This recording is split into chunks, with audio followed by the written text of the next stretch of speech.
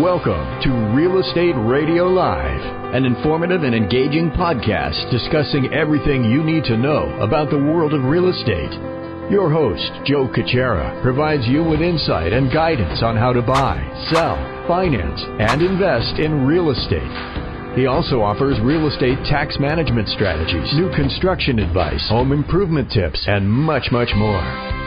And now, to guide you around the world of real estate, here's your host and Real Estate Radio Live team leader, Joe Cucchiara. Welcome in. Good afternoon. Joe Cucchiara with Real Estate Radio Live. Thank you for those that are continuing to follow us on the live Facebook feed. We appreciate that very much. On and off, we have some technical difficulties, so we apologize if the sound is not quite there sometimes on the live Facebook feed, or maybe we're moving around like we're in outer space, but be sure that we're fixing it and working on it, and we will get it right. So thanks again for doing that. Thanks again for checking in. We are with you typically 3 to 4 days a week. We do this live feed on Facebook, and however, this is a podcast. So most importantly, thank you for watching the feed, but we'd love to have you listen to download the podcast and listen to the show in its entirety or pass it along. You could do that by going to our website, reradiolive.com. You could go to iTunes and just type in Real Estate Radio Live. You could go anywhere and type in Real Estate Radio Live, and that icon will come up to download the podcast. We'd love to have you do that if you have not done so, and please share it with family, coworkers, and friends as well. The focus is always the same of the show. It's education and information. We have a lot of different topics in and around real estate. However, we also have some unique shows where we give back to the community. We have a show we do weekly with Jack Russo, who is an attorney, and we discuss starting businesses and growing businesses is really a big interest in Silicon Valley. So we like to say we diversify pretty well, I hope. Anyway, today we have our reverse mortgage expert in. We like to bring Bill Benson in every once in a while to give us an update on reverse mortgages, but more importantly, really just to continue to educate you, the consumer, on reverse mortgages. I think that as long as they've been around, still there's some myths and there's some misconceptions of them, and maybe there's some people just don't quite understand how they work, who they work for, and certainly they're not for everyone, but for the right people, they're outstanding programs. So we're going to talk about that today. Welcome in, Bill. How you doing? Doing good, Joe. Thanks for having me. Good to have you back representing the reverse mortgage group. Okay. Well, I like doing it because I'm one of those seniors. You are. Myself, yeah. That's the, remember the commercial, the hair club for men? That's what everything, it's like, I'm not only a customer, I'm a user or something like that?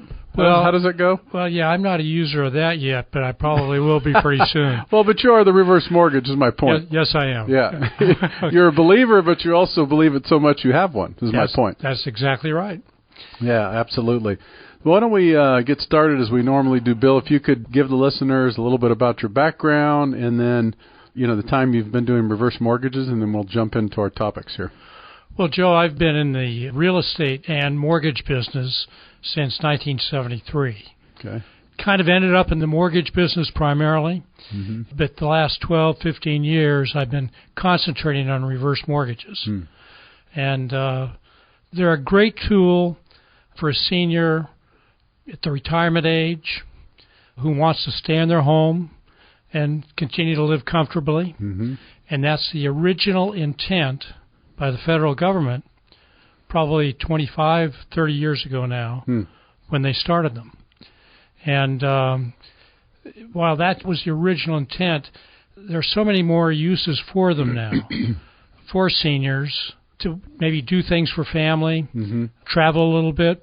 And we found lately that more and more financial advisors have recognized they're a good tool to use along with other financial investments for a retirement plan for quite some time. Right.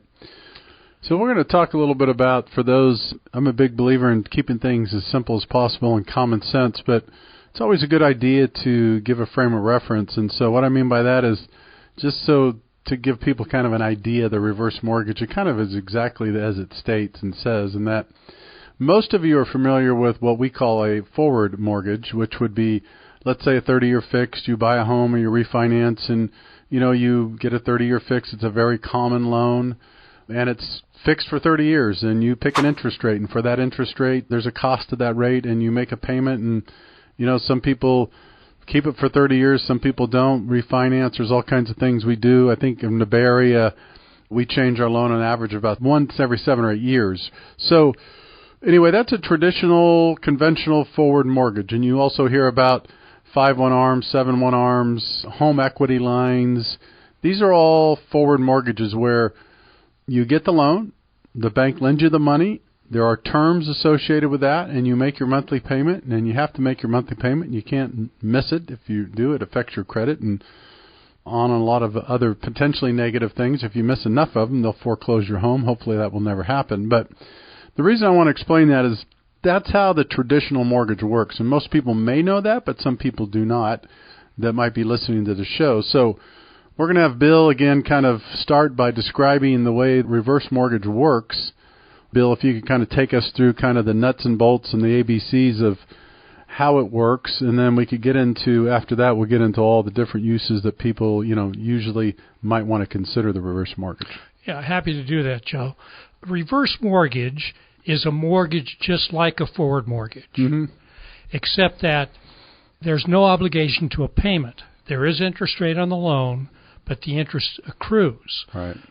The senior can, once they have their reverse mortgage, if they are able to and want to, they can pay the mortgage down or make the interest payments on it so that it doesn't, it's negative amortization loan. The principals, if they don't make the payments on the interest anyway, the balance will gradually go higher. The amount that they can receive on the home is dependent upon the value of the home. Okay. The interest rates, obviously, the more value there is, the more that they can receive. Okay. The interest rates, the lower the interest rates, the more they receive. And their age, the older they are, the more that they'll receive. Okay.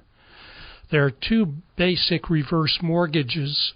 One is the government program, which is an FHA program. FHA insures the loan, and that's to protect the senior as well as to protect the lender in case of a default. Now, the only way the senior can default is by not keeping their taxes current and not keeping their homeowner's insurance current. Got it. Okay. And they're expected to keep the home in reasonable shape. Right. Once in reverse mortgage, the senior can use that money for anything that they want. Okay. And they can receive the money in a variety of ways. They can get monthly income for their life, or as long as they live in the house, a line of credit, or a lump sum payment, or a combination. In some cases, all three. Right. So it's a very flexible tool. You have to be careful. We're talking about a loan against your home, which in most seniors' case is the largest asset that they have. Right. It's not something to get the money and go play with, gamble with, but for good use and to help a family just to live more comfortably, maybe help kids with their college education, their grandkids with college education. Right. A lot of uses for that. So the typically, I think it's 62, right? You have to be at least 62, correct? Have to be 62 or older. Yeah, and you mentioned that you get more money, kind of a sliding scale as you get older. So someone of, say, 78, 80 years old could potentially get more than someone that's 62, 63. Exactly. Okay. Talking about, is there any kind of qualifying, Bill? I know years ago there was none, and it was purely on the home or the property itself. I think a couple of years ago that changed somewhat, right? Yes, somewhat. Yeah. We've always had to get credit reports. Okay. But the primary reason for that a few years ago was simply to be sure there wasn't another encumbrance on the home that didn't show up on a title report. But the problem that they ran into was that during the last time that the markets broke and we had a real financial crisis, they actually had to foreclose on some seniors because they were not keeping their taxes in place. They couldn't afford to, or keep their homeowners insurance in place. Right. And the law says then that the lender has to foreclose if they cannot bring those current. Got it. Okay. And so they look at it a little more closely. Mm-hmm. If they feel that there's a problem, or there could be a problem from the information that we give them, they might be set aside from a line of credit, or hold some money back from monthly income, so that when the taxes and the homeowner's insurance come due, they can then pass that money along and make sure that the seniors do keep those current. Okay. So the other thing that I want to bring up, if you've been following the show, you've heard me talk about this several times, and I think it's always worthy, especially when we're having this conversation about reverse mortgage. So let me tell you what happens quite a bit in my business. I'm in residential financing. I think most people know that by now. If you don't, shame on you. Or shame on me, maybe. Maybe I don't talk about it enough. But anyway, what I see a lot, and so does Bill, and anybody in this industry here, especially in the Silicon Valley, I'm sure it happens throughout the United States, here's what we see quite a bit of. I'll get a call or I'll meet with a client, and, they're in their 60s or 70s or maybe even 80s. This is kind of a typical profile. They own their home outright, possibly, or owe very little on it. Their home may be worth $1.5 million, $2 million. Fixed income. In some cases, nothing but Social Security. Other cases, maybe some investments, maybe a pension. But what happens a lot is most of you have heard this term, house rich and cash poor. That happens a lot, and it's because we have, who knows the number, but there's got to be millions of people who worked extremely hard their entire life in some career, some business.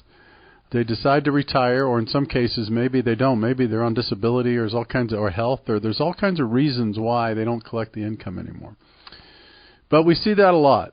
And what we see is these people have this home, and all this equity is kind of locked up in the home, but yet they struggle to sometimes live month to month, or maybe the roof's leaking, and they need to get a new roof, but they can't afford it. I mean, that's a reality. The interesting thing is you think about this. If you could just seriously, this is some of the stuff I know Bill thinks about, but think about a person that owns a $1.5 million or $2 million home, and the roof needs to be replaced, and they can't afford to do it. And that's a reality, right? I mean, I'm not saying with everybody, but that comes up. These types of things come up. Yes, it is, Joe, and I should have mentioned it before. That's one of the primary reasons. Is it? Uses for reverse mortgage. Right. And we also talk about aging in place. Right. Along with that, maybe comes some improvements to the home with that in mind. Maybe some railings, wheelchair ramp, that sort of thing, just to make the house more comfortable for seniors as they age there. Yeah, and again, just Bill described it to you, but the beauty about the reverse mortgage, if it's right for you, is that you could have access to this money which is yours because it's in your home, your equity, you built that, your investment. Remember, it's yours. And so you could access capital or money to make that replacement, add the additions to your home, do really anything you want. And again, the important part about this is you have no monthly payment. No monthly payment. And so for the reason we bring this up and talk about in detail it is because it's important that everybody understands how this works. And it's really one of the few ways, Bill. I know there's some equity share programs out there I know are becoming more popular that for people of all ages. But the bottom line is this is really, in some ways, one of the only ways to access capital from your home without accruing a monthly payment. That's right, Joe. Another advantage to it is as you draw the money from your own home. Good point, yeah. There is no tax hit because you're really borrowing money from yourself. Good, yeah. The only tax advantage comes when you move out of your home permanently. And then the loan then has to be paid off. In most cases, it gets sold. But in some cases, if family for instance, wants to keep it, they can. But if the home gets paid off at that time, that becomes a tax advantage to you. Oh, okay. Got it. All right. Because the interest that you paid or that you pay on the loan is a tax deduction. Very good. All right. So let's just go through a number of the things that people could use this money for, Bill. I mean, I know just kind of highlight, you talked about repairs of the home, remodeling, maybe modifying for access for handicap or some kind of form of disability of some sorts. We talked about all those, but they could also use it to, pay for a child's education. They could use it to pay down debt. They could use it to all kinds of, just go through a list of things. One of the primary reasons is seniors at retirement quite often still have a mortgage on their home. Yeah, that's a good point. That's an obligation they have to pay for monthly. There you go. And that gets paid off automatically when they get a reverse mortgage, because the reverse mortgage has to be in first position. Right. So it pays off any mortgage that's already there. That immediately gives the senior cash flow because he doesn't have another mortgage payment to make. I mentioned traveling, I think. Talked about educating kids. I've got a granddaughter that's just getting graduate from USC. I was feeling sorry for her parents, my kids, who had paid for that. I didn't have to help with that one. Well, student debt, I think last I saw, it's a bigger number than, I think I could be wrong about this, but I think there's more student debt than mortgages throughout the United States, or some crazy number like that. It's up there. It's huge. Yeah. But another thing that I touched on, but I didn't complete, is the FHA program has limitation in that they set the maximum value that you could. If you've got a $2 million house, they set a maximum value on the house by county throughout the United States. Now, fortunately, here in Silicon Valley, we're in one of the highest cost areas, property value-wise. Right. But they still limit the value. Now, get this, is going to upset some people to, I think the figure now is $726,650. That's not realistic a lot of times around Silicon Valley. Right. But quite often, though, a senior who has a $2 million house, it's fine for them if they only owe $100,000 now and they want to get that paid off. Right. But there's also proprietary mortgages now. They can go up to $4 million. Wow, okay. And that gives us a lot more flexibility for those seniors who have that value in a home, and they're numerous. Yeah. As you are well aware, Joe, being in real estate around here. No, that's a good point. So I want to come back to something you said earlier, which is really important. So that someone has enough equity. Again, we'll just use the scenario. Let's say they have a home that's worth $2 million and they have a $100,000 mortgage on it, and they want to not only get rid of that $100,000 mortgage, but they want another, maybe an equity line of $200,000. So you're saying they could do something like that. Obviously, it has to do with the equity, but they could pay off that mortgage, eliminate their monthly mortgage. In addition to that, they could access more capital over and above that if they wanted to. Yes, they can. Yeah. On the jumbo mortgage, the proprietary mortgages I mentioned, I'll give you a quick example. I'm working with family right now, and when I work with seniors, I quite often am working with families. I always recommend that they bring their kids into it so that they know what's going on. Right.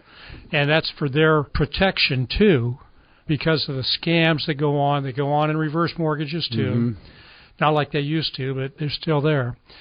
But Mom has a home that's worth about $2 million, and she's late 80s. We're setting up a line of credit of about $800,000.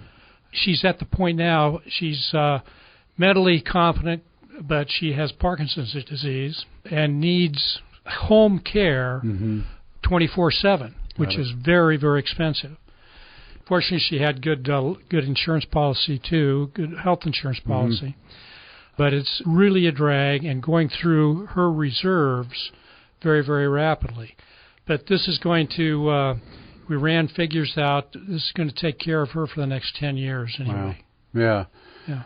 Now, this is a really, really important program to understand, and Bill will tell you all the time it doesn't mean it's for everyone. Matter of fact, it's not for everyone. It depends on the situation.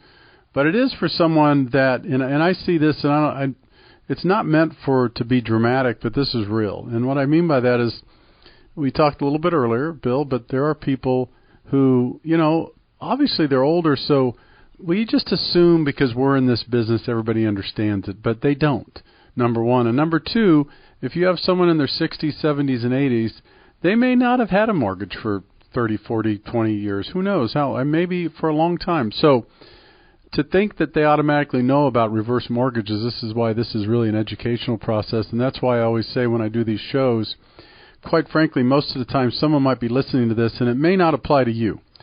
But I always say, think about it. If you're listening to this show and you have a aunt, uncle, mother, father, grandparents, great-grandparents, neighbors, friends, coworkers, that you think, gee, maybe I wonder if they know about this program. That's really the message I want to get across today, too, is share it with them. Have them call us, have them call Bill, and get some more information about it. I guess my point, Bill, talked to it a little bit, is that you'd hate to see someone kind of I don't want to say a slave to their home because that's probably not the right wording, but, stuck in their home, feeling like they have nowhere to go or no options when they just may have some options. You're right? Exactly right, Joe. Yeah. The case that I just talked a little about, the lady wants desperately to stay in her home, and so that fit her situation. But it's a shame to be tied to your home. Yes. And not to be able to do anything else. I was going to use, I think prisoner was the word I was looking for. Yeah, right, yeah. In your own home. But I run across it all the time, and so often seniors, they've heard bad stories about reverse mortgages, and they're very, very cautious. They'd love to pull some money out of the house and do whatever they want to do with it, but they're tied to that house.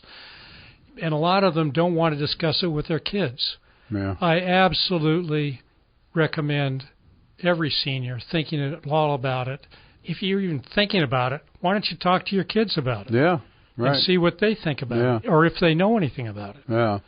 The other piece is that comes up a lot, and we've touched on this before, but we always want to try to touch on it each show, Bill, is we all know the cost of these senior care facilities, whether they're minor, major, full care, partial care, there's all kinds of different levels. But in the Silicon Valley, I know dozens of families that have their parents, grandparents, or some family member in these places, and they are very, very expensive. I mean, we're talking $5,000, $6,000, $7,000, $8,000 or more a month, right? So here's the other thing, I guess the reason I'm bringing this up is depending on the equity in your home, this could be another plan to help people stay in their home longer, correct? I guess is my point. Exactly. Yeah. So potentially it could be instead of moving them to a senior care center or something, this is an option, and it could be temporary. Could be another for 4 or 5 years or who knows. But the idea is that it may prolong that process. Well, it will keep them in the home that they probably love. Yeah. Have lived in, a long, long time. And so many seniors really would prefer that. Right. Others might not. Others might want to move into a senior facility. Yeah. We have just a couple minutes left, but one thing I want you to touch on before we leave, Bill, I know that this is the other piece that a lot of people don't know about is the reverse purchase. So maybe if you can, just for a minute or so, give them an idea that this could be used to purchase home, because a lot of people obviously think of it accessing capital, but they don't necessarily think about it as a tool to purchase.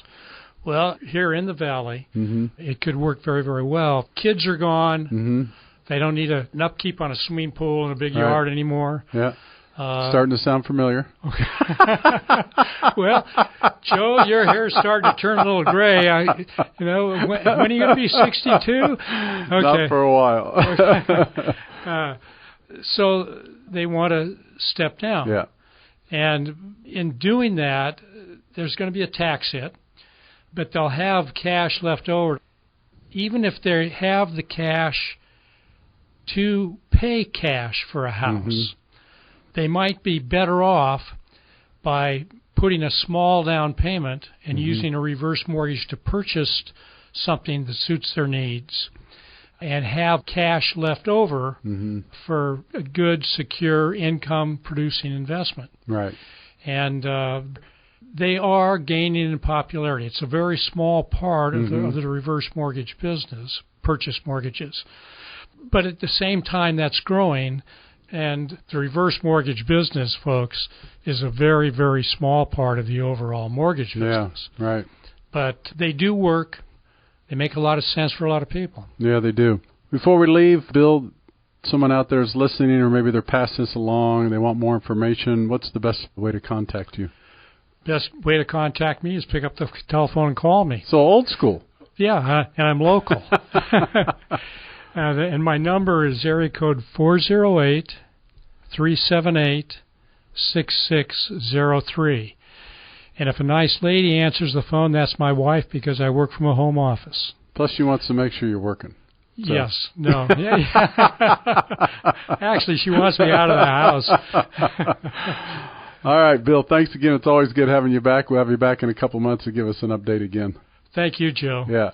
Thank you, those, for checking in today. We appreciate it very much. And again, for those that are following us live on Facebook, we thank you for that. Remember, for more information about the show, the podcast, you could always go to reradiolive.com. If you need to reach me during the week, 408-838-9060. Take care. Have a great day. You've been listening to Real Estate Radio Live. For more information on today's program, visit reradiolive.com. That's reradiolive.com. Subscribe to our podcast. Discover more at reradiolive.com.